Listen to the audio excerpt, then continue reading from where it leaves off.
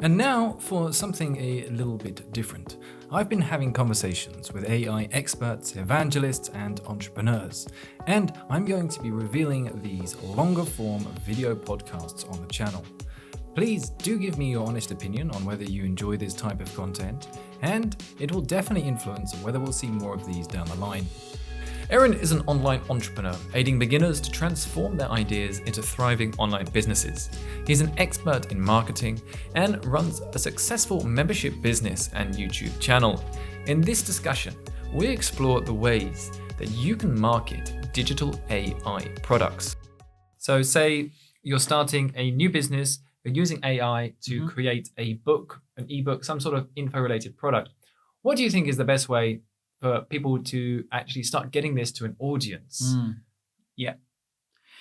So number one, it's interesting because it doesn't matter what business you're doing. There's obviously different things. The biggest answer you're going to get with how to start a business is, well, it depends.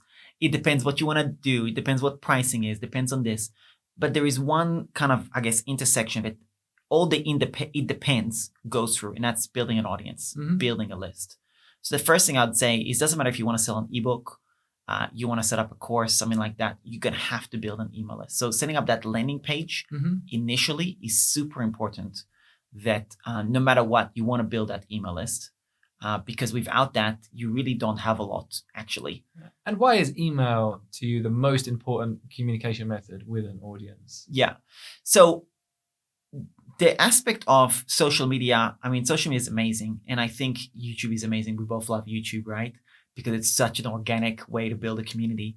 But with an email list, you're also in control, because with social media, it's not really your platform and things can go wrong. And it's more typical that I've seen it with Facebook or an Instagram versus YouTube. I've not seen a lot of examples of YouTube. YouTube, I think, is way more, stable, but things have happened when people lost their channel for whatever reason. And also, when you think about it, like me as a consumer, I can tell you, I do not have my YouTube notifications turned on. So if somebody that I subscribe to releases a video, I don't get any notification. But if you have an email list and you've released a really good video that you're like, okay, I want to email my list, let them know, you can still send traffic to your YouTube channel, which they may not have seen otherwise. And I can tell you, like today, for example, once a month, I send, or once every few weeks when I release a bunch of videos, I send an email to my list and I do, here's my YouTube videos recap. Here's the list of items. Watch the ones you're interested in. And that's just a great way to also drive traffic. Of course, there's the natural organic way, but there's many other use cases like that, which is really important to build. Yeah. Amazing. So I'm curious, I think it could be interesting for me to tell you about a specific product that I made in a recent video. Yeah. And we can explore specifically how we might market that type of product to and build an audience related to that. Yep. So in a recent video, I explored about how you can sell prompts. And essentially you would create specific prompts for an AI art generator. In my video, it was for architecture. So you're creating specific prompts. I would then put them into an ebook and export this and sell this as a PDF. In the video, we show how to sell it on Etsy. Now, the thing that I wasn't doing in that video was building an audience around this specific product type. And I'm curious what thoughts you would have about trying to plan that out, or what strategy you would think about actually starting with specifically for this audience of people who are looking for AI architecture prompts. Yeah, totally. First thing, any digital products, I'm a huge fan of pre-selling, because you get the instant boost that people are really interested in that. So assuming you have a little bit of an audience, even if it's 100 people, you could literally say, look, I'm running this ebook prompt. It's going to be $37. For those that are going to get it right now, before I'm going to release it next week, it's $7. Just getting that boost is going to give you that confidence, like, hey, people are actually interested in. The other thing that gives you a benefit in that pre-sale is that you're going to get those people to read it first, get the testimonials. Now you got content for your sales page. So you can actually boost your conversions as well, because people have read it and they're like, yeah, this is freaking awesome.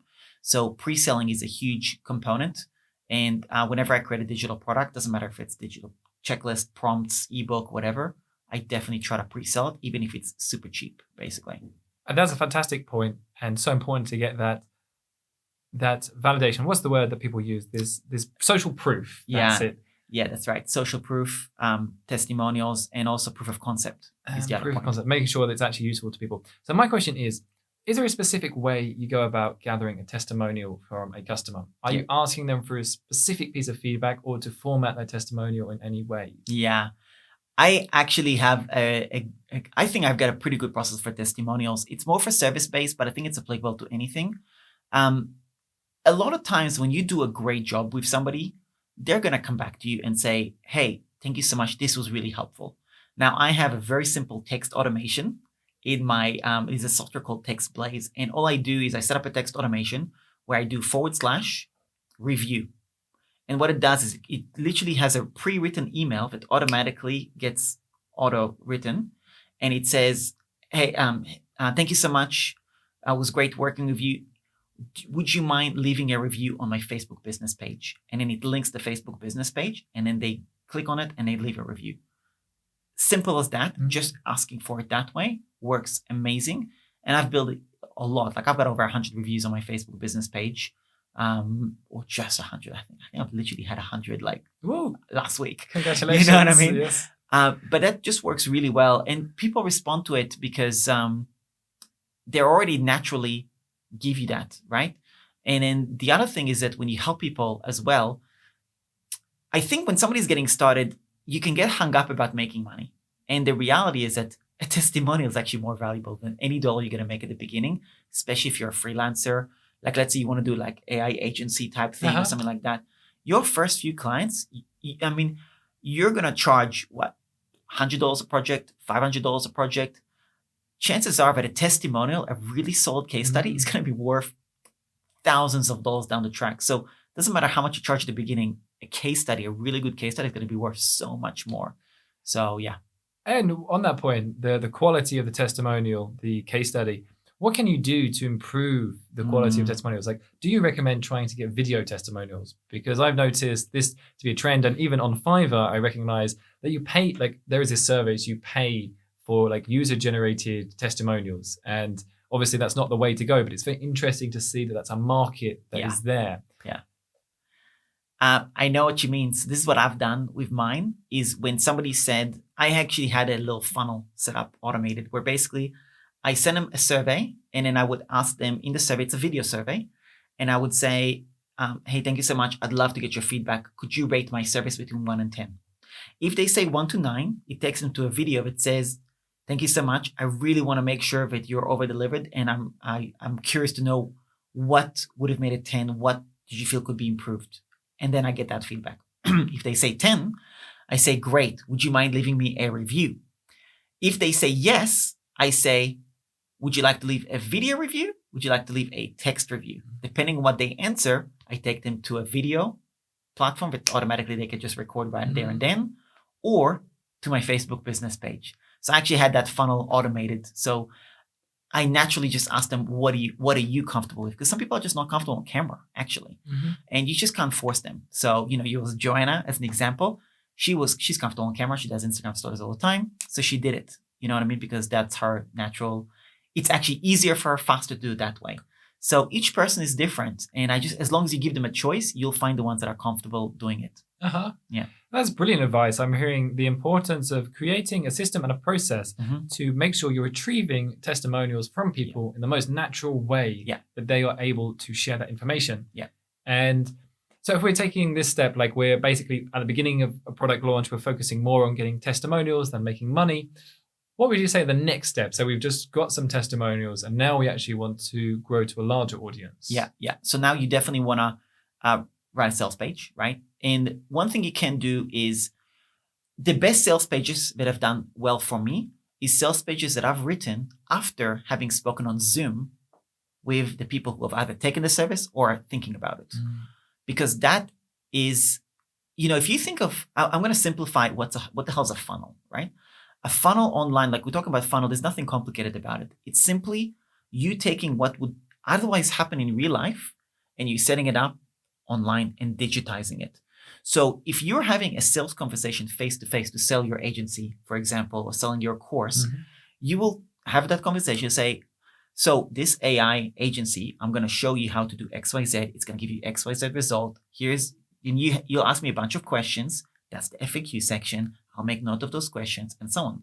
So let's say you have 10 people read your ebook.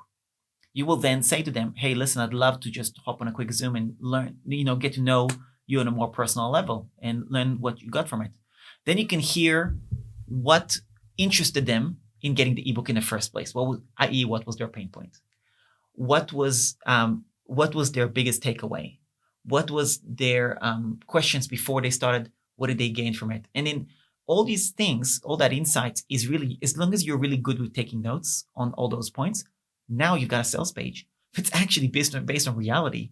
So all of a sudden, those sales conversations are no longer just conversation. You've just automated into a sales page. That's what a sales page should do. And that's what I would do to automate that, because then you've got the social proof, the FAQs, the challenges, the pain points, all these aspects all laid out, basically. Yeah.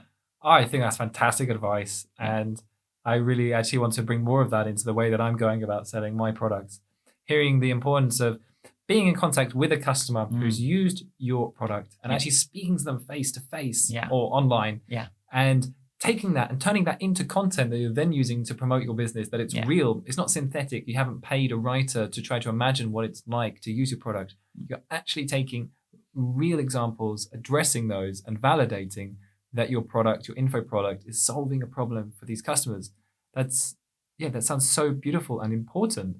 So essentially what I'm hearing is that you make the product, you sell it, you get the testimonials, then you go back to your customers and actually create a more comprehensive product that's got better FAQs, it's got a better sales and landing page. And then, so once we've done this, what is the next step? So say if we're thinking about selling this AI prompt book, and like now we've added in different sections, we've got an FAQ page, we've got testimonials, we have the sales page that's really validating this is going to be useful for people. How do you think we can start to grow from this point? Yeah. So this is probably one of the most important parts of this type of business, and why probably most people are going to fail and some are going to do great. And it's a concept called ABT, always be testing. You're going to take that amazing sales page, allegedly amazing sales page, and you're going to test it on a small group. And you're going to tell your audience, hey, I've got something I wanted to share with you. Would 20 people of you be willing to just have a read and give me some feedback on it? It's basically a new product and I just want to make sure it communicates clearly. Okay. If they come back to you and say, this is amazing, I love it, you know it's shit because they didn't buy. Yeah. So you want to do it so good. They need to say, I love it by actually paying you or saying, I want to pay you. Because if they're not closed. So it's not a good sales page. You know what I mean?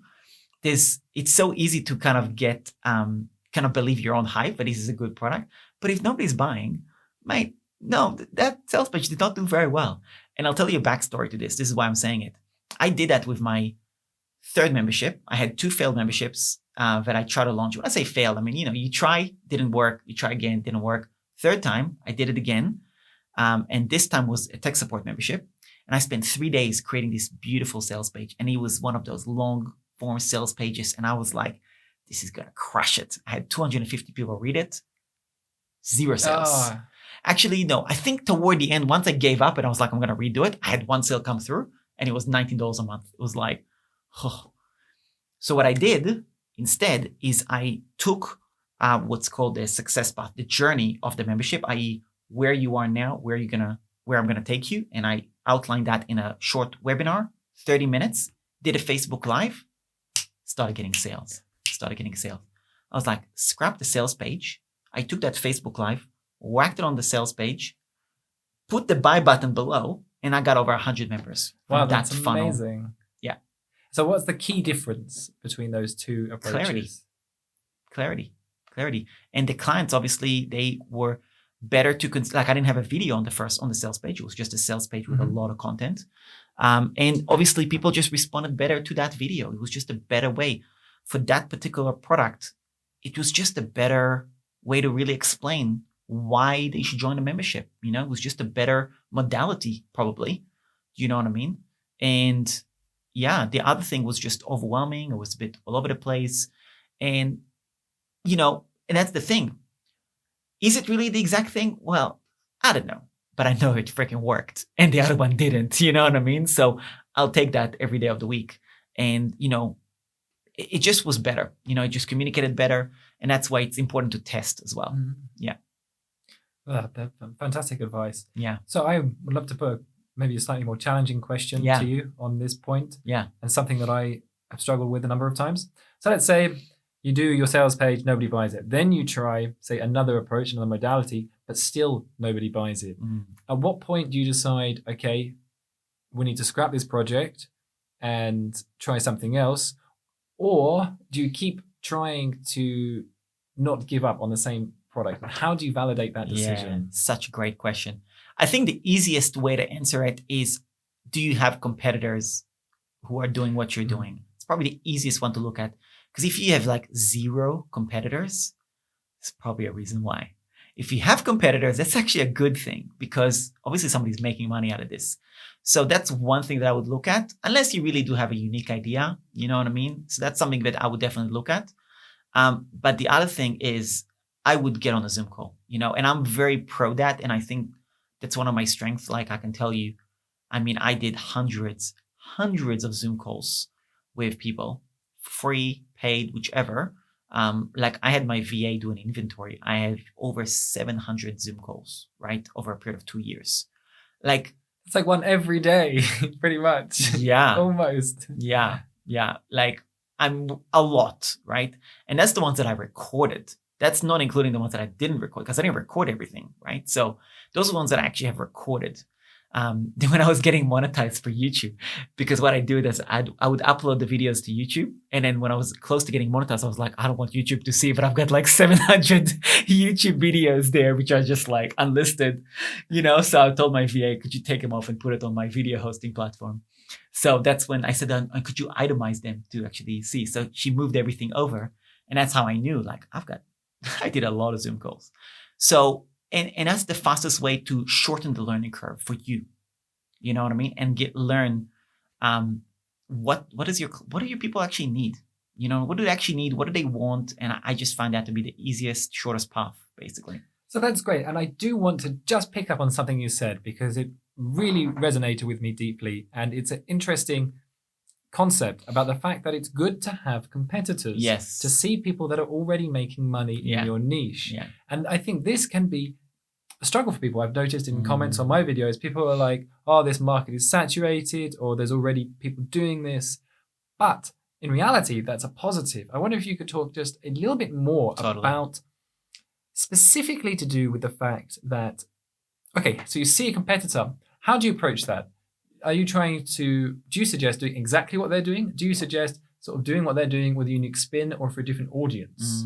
Do you think it's better to target exactly their business model, or try and take it in a slightly different direction? Yeah, that's such a good question. And the best way for me to answer is, I guess, my personal story and how I found because when you actually look at my business, I'm in a very competitive industry, making money online, starting an online business. How many coaches are there to teach people how to start an online business? So freaking many. Some are legit, a lot of BS, like there's just a mixture of them. You know what I mean? And there is different things that I've done to figure out. And I'll tell you, the way I found clients originally is just going to other people's Facebook groups and seeing what other people are commenting about and asking about, and basically answering to the best of my ability. And I just noticed a common thread, which was software. That was just the biggest problem. So there's a lot of coaches, a lot of people who, I found like a lot of people who are health coaches, for example. And I've got different types of coaches. Like I got a lactation consultant as a lactation consultant. No kidding, a lactation consultant, Wow. Right? Relationship coaches, pelvic floor. I've got 2 pelvic floor clients. 2 pelvic floors. Yeah. One lactation coach and 2 pelvic. I know. It seems like you're really targeting the women, women in the body niche. I've got a bunch of them. Yeah. So it's really interesting. I got a lot of dog trainers. I've got at least 40 different dog trainers. 40? Yep, at least. If you go to dogtrainerfunnels.com, that's my domain name, because I have so many dog trainers in my circle. So many. So, and as the thing, like it's these pockets of niches you just don't know, But that's another good point, like to find your pocket. But how do you find the pocket is really just going to Facebook groups, engaging, learning, and really paying attention. And I just noticed this common thread of what software should I use for my business? I.e., I want to set up an online course. What software do you recommend? I want to set up a membership. What software do you recommend? What software? And I thought, you know what?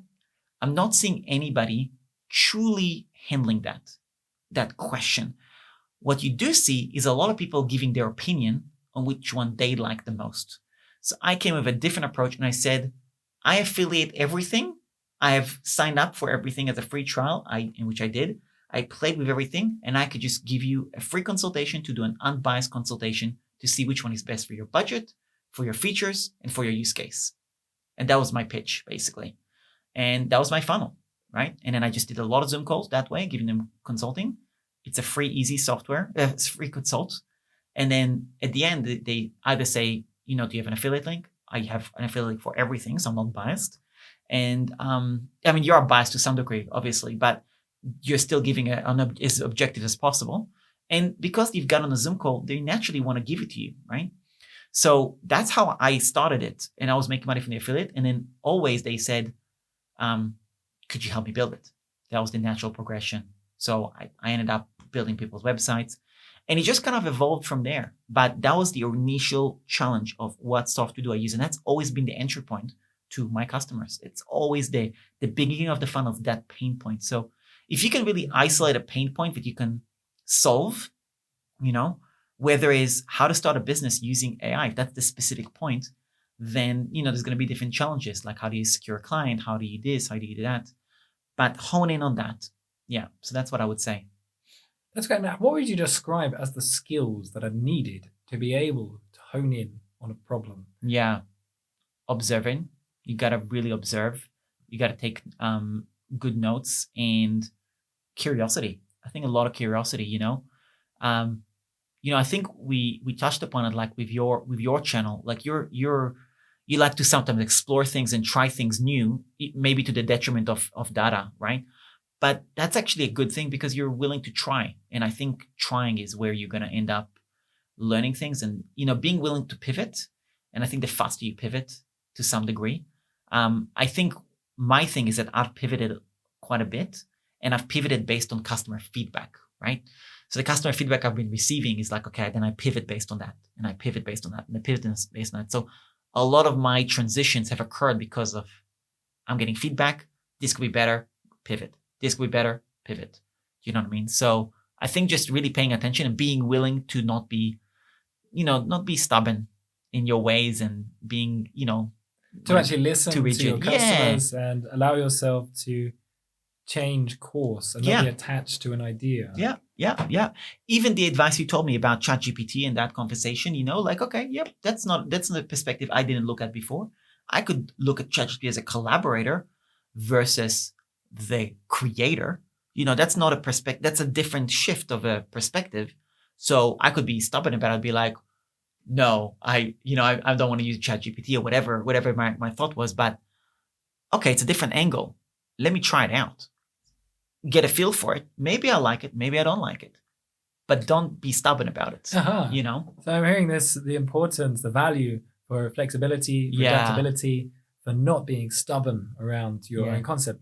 So I'm curious, what other mindsets do you see in entrepreneurs that you work with that are limiting or restricting their ability to have success in building an online business? Yeah. So I'll tell you this 4-step framework that I personally follow, and that's what I told all my customers.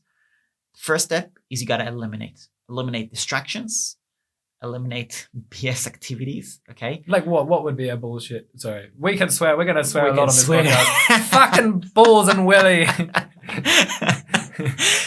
This is going to be an R-rated podcast. I'll give you a classic example. You have an email inbox. Mm-hmm. Do you have marketing emails in your email inbox? Are you being bombarded with marketing emails every day? Right. Unsubscribe from a lot of them, right? So in my tech support membership, for example, one of the first things my VA does with the onboarding is she asks them about their inbox. And then there is a tool called unroll.me. Unroll.me, which basically lets you unsubscribe from your entire email inbox or a lot of them in one click, basically. You just click, unsubscribe, and it sends everything to trash, as an example. because people are getting distracted every day. Like I remember seeing people and they're like, after because when I did the onboarding calls with my members originally 2.5 years ago when I started my membership, I did the onboarding calls. I say, show me your inbox and stuff like that. And I seen the number of emails they're receiving. And I'm like, because I just asked them, all I wanted from them is I wanted them to show me their welcome email that they received from me because I wanted to make sure they got the instructions. And we're like searching for their email for freaking, like, dude, what's going on? You know what I mean? That's an example. So that's the front of the first thing. So I just wanted to jump in and I wanted to shock you with my terrible email inbox because I have 35,000 unread emails in my inbox. I wonder if you've seen anything as bad as this in your life. I have. Absolutely. 56,000 promotional emails. Yeah. Absolutely. I have seen worse. Yeah. So this idea of being discerning with your time, with your energy, and your focus. Yeah. So that's eliminate. That's number one. Notifications. People have notifications turned on their phone. Why? That is so stupid. I have one notification turned on my phone. Do you know which one that is? Stripe. I want to know once a day how much money I made. That's all I care about, And it's not to say I'm money motivated, but like, what other metric do you want to go with as a business, right? So I don't want to know when somebody commented on my Instagram post. I don't care. That's such vanity BS. Do you know what I mean? Whereas I see so many other people, they've got notifications on everything. I don't want to get notified at all. Do you know what I mean? So eliminate. Step number one, eliminate all these distractions, all this hype. Social clutter. Oh, literally, right? Now, in terms of eliminate, that's the minus. What's the plus? What do you focus on then? So I've got three criteria pretty much. Well, number one, fulfillment. Fulfillment is always number one. If a client emails me, I answer them first. If a paying customer asks me a question, I take care of that because second money is the easiest money to make, i.e., people that have already paid you, it's the easiest money you're going to make more because you're always going to find natural upsells with that scenario or something they're going to want to pay for. And that's how you build fans. And actually, I want to touch one point you mentioned about competitors, right? About how do you know if market is too saturated, You just got to do your numbers. If you want to do, let's say, 100 grand a year, right? You need 100 people to pay $1,000 a year to do that. So you really don't need that many clients to actually make good money. Or if you get 500 customers paying you $20 a month, you make like $250,000, give or take. My numbers is, I haven't slept a lot, so my numbers might be a bit off. But it's not, you don't need that much. So even if the market is quote unquote saturated, you just have to carve a small piece, right? But fulfillment, focus number one. Number two, finding more customers. Point number three, systems, workflows to automate and facilitate 1 and 2. That's really my focus. Anything else is a waste of your time, basically. Fantastic advice. I think it's so interesting to hear that. Especially, I think there is such a neurotic focus on subscriber count, follower count. Totally. And when I tell people I have a YouTube channel, the first thing people ask me pretty much 95% of the time is, how many subscribers do you have? And I'm like, wow, that's like such a vanity metric, but it's what people are obsessed with. And yet that does not equate to creating a strong business because it, as you say, it comes down to actually getting paying customers. Yeah. And it's much better to like completely please 1,000 people than it is to have like 100,000 people who have subscribed on your channel. Yeah. And I think that's such a fantastic piece of advice and a way to look at things. And that culturally, we're obsessed almost more with what it looks like you have rather than what you actually do have. Totally. 100%. 100%. And that's, it's easy to get distracted because we live in a digital age and we have apps. And, if you're going to make money online, you're going to need to be on those apps, whether you like it or not. So by the nature of being on them, you just have to be extra disciplined that you're not there as a consumer. You're a business owner, which means you need to focus and you need to not be the one consuming. You need to be the one producing. And that's tough, but that's a discipline you have to kind of build up. You know what I mean? That's a beautiful point. I think the distinction between producing and consuming. And to go back to your first point about elimination, what I heard there was a lot of elimination of the consumption. So you're eliminating your notifications of consuming other content. You're eliminating your emails from people who are not customers Mm-hmm. that want you essentially to buy their things rather than actually you're serving your own customer base. Yep. And I would love to share a small anecdote that just came into me. I went on this emotional intelligence course a couple of years ago, Yeah. and there were 30 people. Okay. One of the exercises was we had to line up and agree from the person who has the highest status to the person who has the lowest status. So 30 of us, one end of the room, we have to agree who has the most status. At the other end of the room, who has the lowest status. And one of the first things somebody called out of how we should do this was by how many followers we had Interesting. online. And I thought, it was like, wow, that is not how I imagined status to be defined. But it was very interesting that that was how somebody else did. Interesting. Which is how it's conditioned in society. It's so bad, you know? I remember I shifted my perspective on it when I had a friend who had, you know, a lot of followers on Instagram. And then we were good enough friends that were like, oh, how much are you cashing in? Like, you know what I mean? Like, let's get down to business. And I was like, is that all? Like, I was like, freaking hell, this is just like, why bother? You know what I mean? And then also some people had big email lists and I'm like, great, how much are you making? And they're like, oh, I got 40,000 on my email list. Okay, how much you make? Oh, I'm not making what do you mean? How do you have 40,000? Like, what's going on? You know what I mean? So anyway, again, it's, you know, you ask what will be the failure point for entrepreneurs. I think it's really just that focus and on the metrics that matter and the activities that matter. You know, like if you're not doing fulfillment and customer acquisition, what the hell are you doing? You know? That makes a lot of sense. Yeah. And to just tie it into a mindset approach, what I can recognize from this conversation is the importance of focusing on creating a business rather than creating a vanity ego vehicle. 100%. So not just creating content because you want to have subscribers, but actually focusing on creating a sustainable business where you're serving and helping and adding value. And this is much more meaningful, purposeful. It adds value to the world. And you're also generating yourself a more sustainable business model. Yeah. That's not based on essentially like vanity, ego-centric social media, whoring yourself out. Yeah, 100%. 100%. And you know, it's funny because the vanity metrics as well, I think it's killing a lot of people because they also end up comparing themselves. And when you see what's in here, but behind the scene, like, you know, and I think that's where people kill themselves over. I know I used to, until I met that girl and she showed me her Instagram and I got to know the numbers. Until then, I was really obsessed with getting my Instagram to be huge, right? I remember speaking to her. I was like, yeah, I want to have a huge thing. I want to be an influencer. After seeing her stuff and having a proper discussion, I was like, I don't care about it. You know, it makes no difference if that's the results. That's not the association between followers and results are actually not there at all. So I think, fantastic insight. Yeah. And so key. And it's certainly something that I can get lost in. And hearing you talk about the issues that can come with that, like living slightly in the public eye, say putting out your content, being judged by the algorithm in many ways and comparing yourself to others and competitors, it can be a challenge for me personally to keep, shall we say, when I look at reflect on myself, not to be self-critical or to be downhearted because say somebody else has got this many views or this many followers.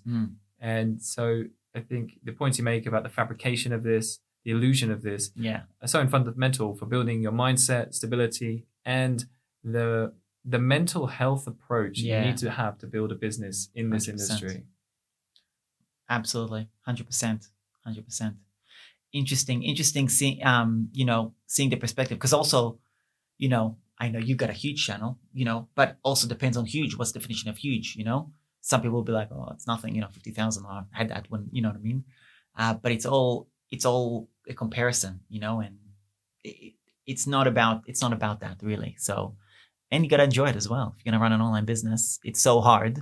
You're going to want to do things you enjoy. I think that's also very important. So, which is why I want to be profitable very early, so you can know you're covered financially and you can do the things that you like to do, you know? That's so crucial. Well, we're going to bring this conversation to a close. Cool. It's been absolutely fantastic to hear your insights for how people can build their own online business, especially now with the opportunities available with AI tools. And if you want to hear more about Eran and his work, what he does. You can check out his YouTube channel, Mhm. and that is just his name. We'll leave a link to that below. And if there's anything else that you recommend that people would like to, how they would like to find you, or you'd like to share. Yeah, definitely. Definitely. I'm very accessible. So if you go to my website, you'll see there is a contact form. Send me an email, subscribe to the list, or just find me on Messenger or on Instagram. Send me a DM. I'm super accessible. I don't get the notification when you message me, but I will see it and I will answer you once a day for sure. So I do see my stuff, even though I don't have notifications turned on. But yeah, whatever platform you're comfortable with, whether it's Messenger, Instagram, or just a YouTube comment, even I answer all the comments and stuff like that. So any way you'd like to connect, I'm happy to connect that way. Yeah. Great. Well, thank you so much for coming around here, Eran. Me and Eran are actually going to go play football later today in Bulgaria, and this is how we met. I have a playlist on my channel of me playing football. No way. I do. Really? I do. I have a whole playlist. I have to check that out. Yeah. So it's my obsession. Like business, I love business, and I love business, and then football. So I've got my playlist on. It's the only non-business stuff I have.